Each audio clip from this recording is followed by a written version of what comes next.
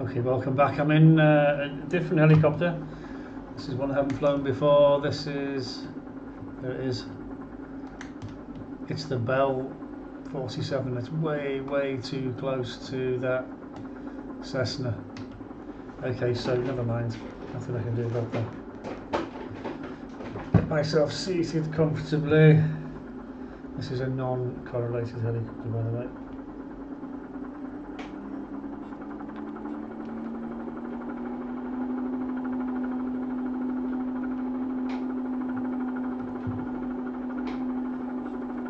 Which means you have to rev it. You have to rev it as well as fly it, okay? That's what they had to do in the old days. You have to maintain your rotor RPM with the throttle, and then up and down lever to make it go up and down. Obviously, when you increase going up, then you have to increase the revs, and similarly when you're coming down, you've got to keep the RPM in the green zone there.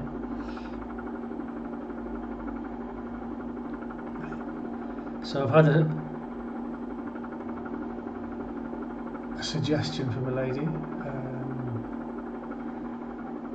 She said try South Sea Common for a bit of practice. So I thought we'll go there. We'll go to South Sea Common. This is, you may have seen this helicopter before. It's it was in MASH. Remember MASH, the Korean War? They had these helicopters all the time for medevac and bringing in the wounded to the Mobile Army Surgical Hospital. It's a series. It was a film originally, and then it became a very popular series. You youngsters won't have heard of it, I'm sure, but a very good helicopter. They used to have the stretchers on the outside, you know, that wind, one each side.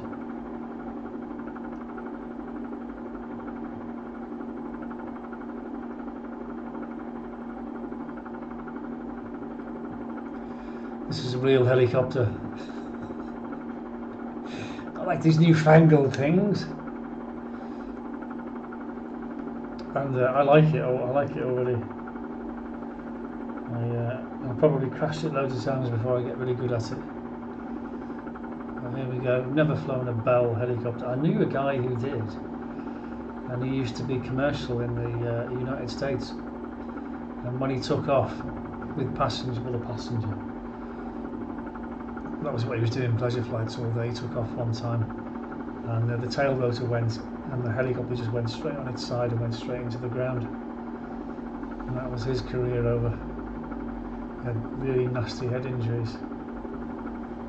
Funnily enough, I met him on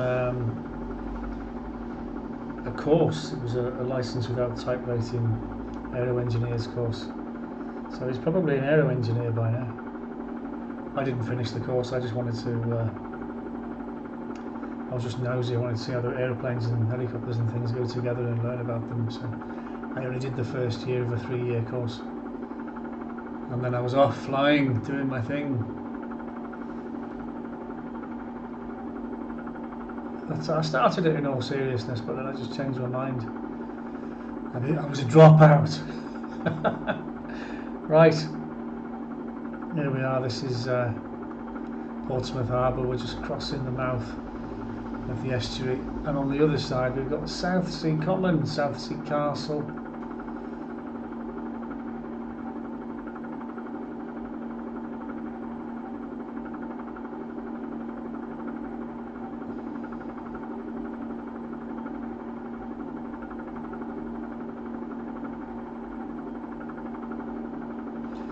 Like I say, this is the first time I've flown this.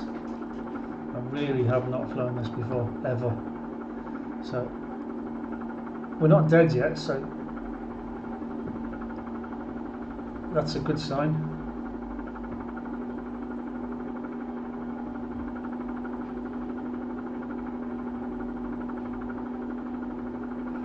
I do crash occasionally, and I leave them in, so that you can play it back and laugh at me, I suppose. I need to reduce the RPM now because we're coming into land. So I've got a twin throttle that I move up and down. Okay, so one throttle is the engine throttle, RPM, and the other one's the collective. Okay, so you're raising them up and down at the same time. You can buy a proper helicopter stick, but they're quite expensive, I find. So unless you really want to become a helicopter buff,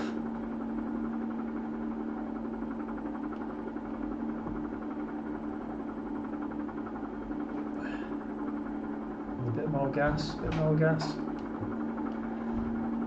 losing it, Graham, losing it.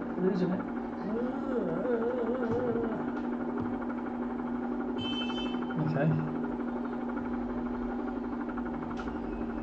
let's try that again. I think we should do hover practice, because this is obviously a more difficult helicopter to fly than the newer ones. There's a bit more gas.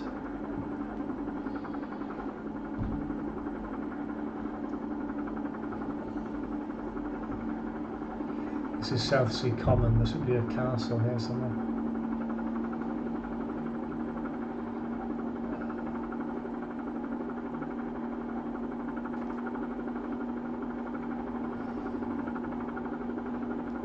Incidentally, if you have a helicopter pilot's license, even a PPL, you have to you have to pass your test in every single different type of helicopter to get that type on your license. It's called a type rating.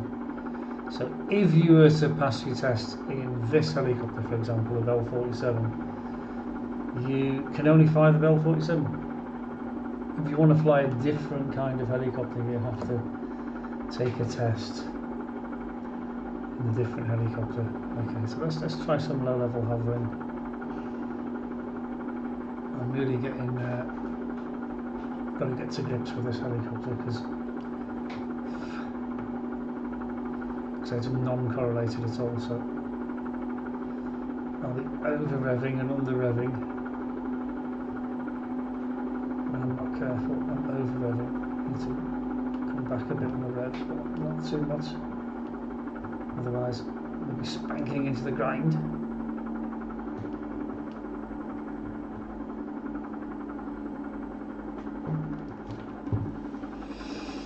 Phew! Let's go and check out South Sea Castle. Oh yeah. Over-revving a bit.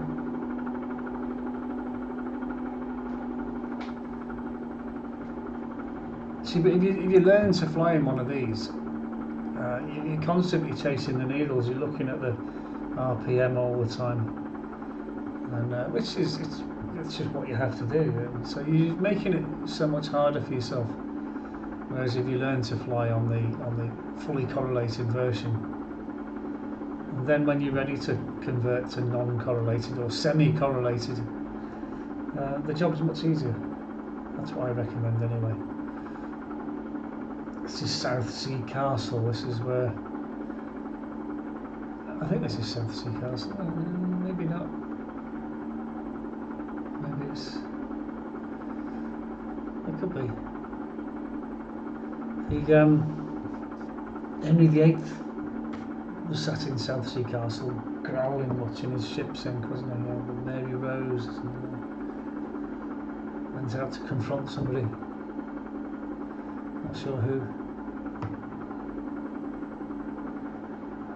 The French, probably, or Spanish.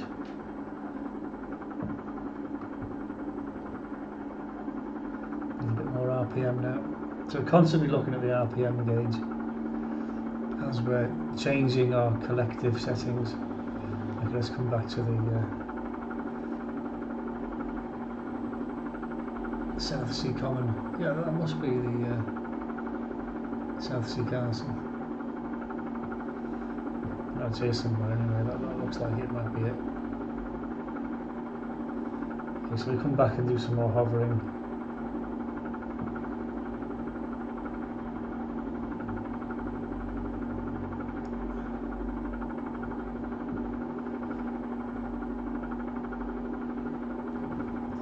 To reduce the RPM there, I'm getting a bit.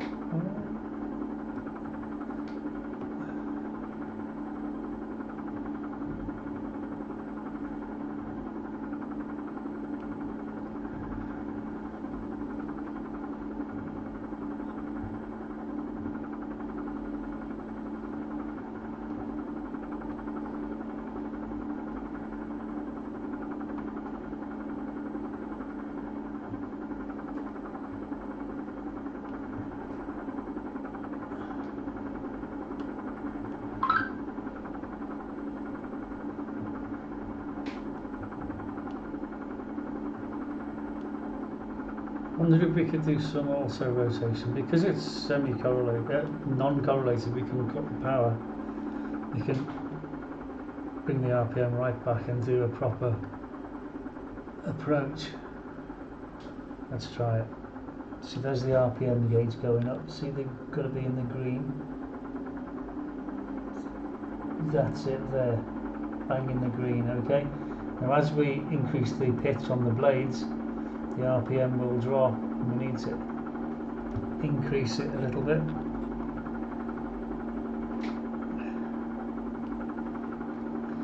So let's try a bit of auto rotation. We'll go from the bottom end of the field here.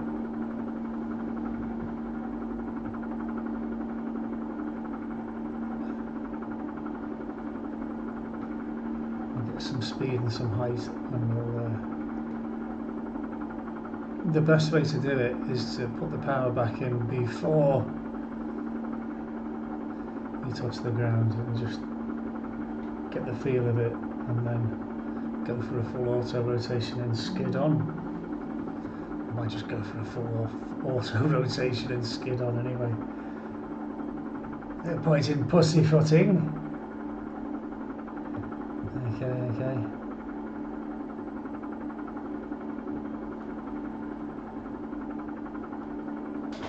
Okay, power's chopped. Wow, that's coming down fast. Misjudged that. No, I did it too soon. Messed that up. You got to increase the pitch on the blades with no power. So you really need the inertia, because you're freewheeling the blades as you're coming down. And I'll do it from higher up. And then you need to flare at the last minute. But if you flare too soon, you'll stop too high in the sky, and then you've got no inertia left, and then you'll just crash into the ground. So you've got to get auto rotation right, because I've never flown this helicopter before, so that's my excuse. And I'm sticking to it. Right. You need to be doing some speed as well. You really need to get the lever down and the nose up as quickly as possible. So, power's gone. Nose up. Nose up. Nose up. Nose up. Nose up. Nose up. Flare. Too soon. Too soon. Too soon. Too soon. Skid on. But that's more or less what it is. And you've got to be really super careful not to ding the tail rotor into the ground. You see that it's got a big bar going around it to protect it, because it's so easy in auto rotation, practicing auto rotation, to clip that tail rotor on the ground, and then that's it. Your helicopter is broken officially, and it's got to go to maintenance for a very expensive repair. Okay, let's rev it up and let's go back to Leon Solent.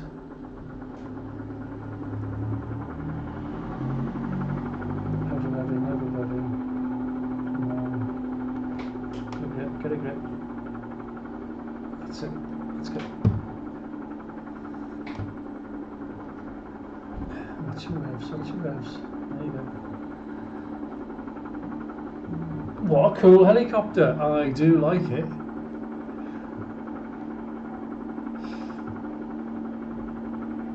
And thank you for the suggestion.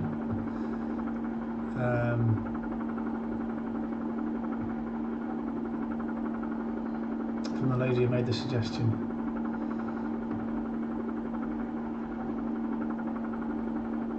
Back to Leon Solent. Now, one engine over water, really bad idea. So, good airmanship dictates that we should cross at the narrowest point, unless we're over the town.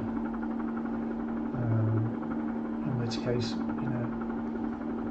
engine fails. You've got to constantly think of engine failure. You've got to practice it a lot. When you're a helicopter pilot, well, any pilot really, small private aircraft, you've got to think, what if the engine fails? Where am I going to go? And so you've got to look at what's ahead of you. You think, well, I'm going to crash on people's houses, it'll kill people, so You just got to be sensible. You just got to go around houses, housing estates, unless you're really high. I mean, I think there's a low flying rule anyway. I think it's 1,500 feet at the best of times. You'll read all about it in air law, which is an exam you have to pass before you're allowed to go solo. So we can go across the grass here. Look. See, in a lot of my videos I'm flying stupidly low and recklessly, and you shouldn't be doing that. I do it because it's more fun and it's in Flight Simulator, but in a real aeroplane you would not do that.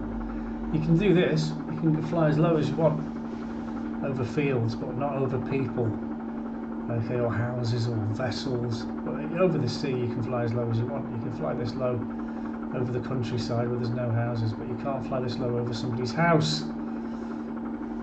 As I said, you can read all about that in air law, low flying rules and regulations. There is a good reason for it, because low flying, you've got no time whatsoever to deal with it. Anything that pops up, any sort of warning lights that come on, you've hit the ground before you've had a chance to think about what to do and how to deal with it. So higher is safer, okay, but lower down is more fun. So this is where all the hooligans like me hang out and keep getting fined and nicked for low flying. But this is perfectly legal to do this along the beach, because you're not flying over anybody or anybody's house or anyone's boat. Over the town, 1,500 feet. Over a football stadium or a crowded place, I think it's 3,000 feet is the low flying limit, unless you've had a special exemption. You're unlikely to get a special exemption in a helicopter like this, but maybe a twin engine and you're filming events, things like that, you know, for a television network. Police have got twin engine helicopters. They don't fly single engine for that reason. So we should be back in Lyon-Solent soon. Like I say, when I do crash, because I have bumped the helicopter before now, I leave it in, because there's no point in taking it out and pretending you never crashed, because you learn from your mistakes. And if you're jumping in and out of loads of different helicopters all the time like I do, you're bound to make mistakes. It's inevitable, Maverick. Okay? So we should be coming up to Lyon-Solent now, so we're going to follow the beach, keep away from the houses, low flying rules. So we had an engine failure, we just have to land on the beach, you see.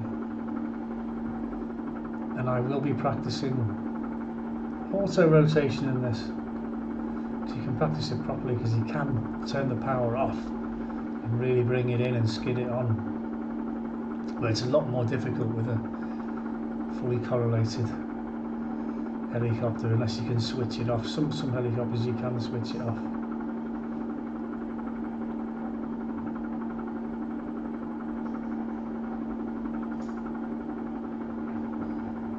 It's a great feeling of freedom, though.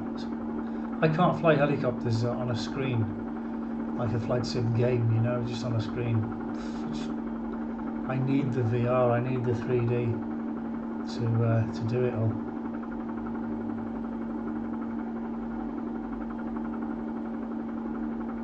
Alright, I think this is it. I think we're getting close, yes we are. So, you are allowed to fly low when you're coming into land, and I'm definitely coming into land.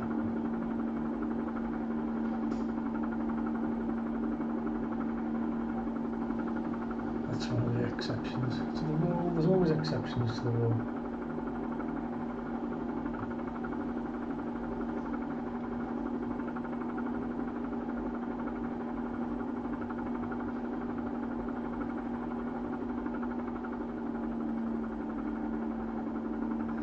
Every time you change something, a power setting, or you pull one lever, you've got to move other levers.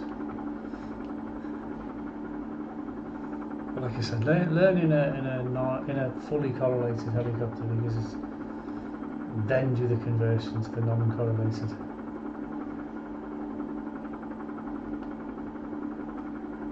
Because you don't have to rev the fully correlated version, okay? And you'll spend a lot of time chasing needles, and you'll be wasting a lot of time. You can just get tucked in with the fully correlated helicopter, and you'll be flying it in about 6 hours. That's what I find on average. It takes your brain about 6 hours flying time to get the knack of it in VR. The same in real life, but it doesn't cost you any money in VR, does it? It costs you shitloads of money in the real world, so you want to save yourself money by doing as much as you can in the simulator.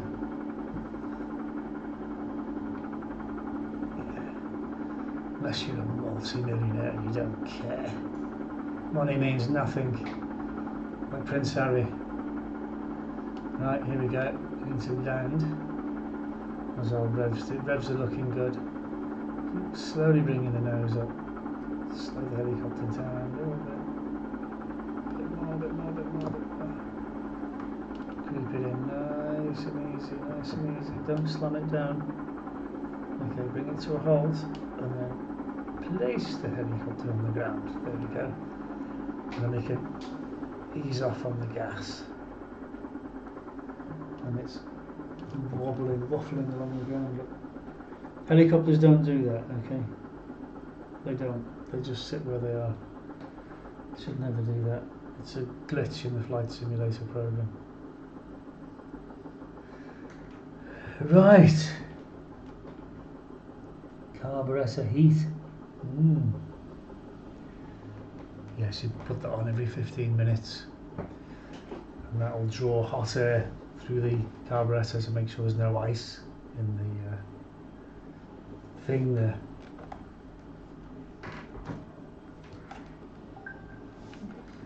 So I wonder what happens if I were to pull this lever. Can I pull it?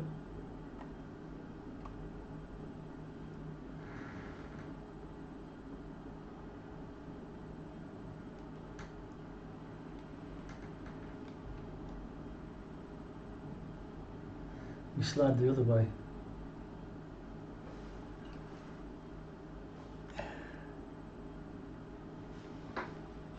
Okay, turn the avionics off. The battery, master switch, battery, generator, and avionics switch. Yeah, what's that one? What's that one at the end? It's all quite basic, so it shouldn't be difficult to work everything out. I do wish it would stop moving though. I mean, the blades have stopped, but it's all completely stopped.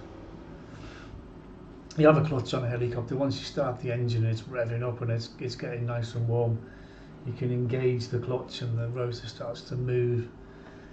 They're basically all the same, but obviously the simpler ones and best ones to learn on. This is a great one to learn on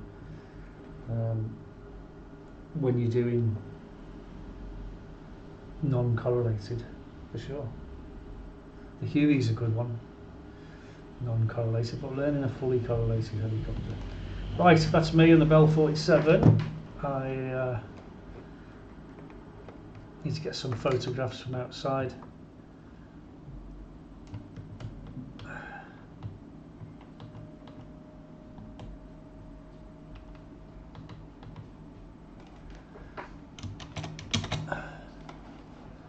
For my thumbnail. That's a good one. Might use that one.